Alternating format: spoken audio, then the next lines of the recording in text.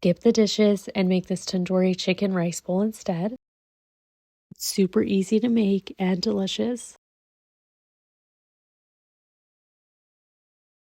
Let's begin. We'll add some coconut milk, some onion powder,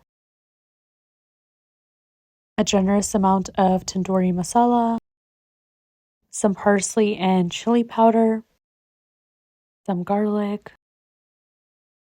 some lemon juice and oil. Mix everything together. And now we're done. Wouldn't be a rice bowl without the rice and the salad to go with. I'll show you guys how to make both in another video. I love making rice bowls at home. It's cheaper and healthier. Now for my favorite part, let's eat. Bismillah.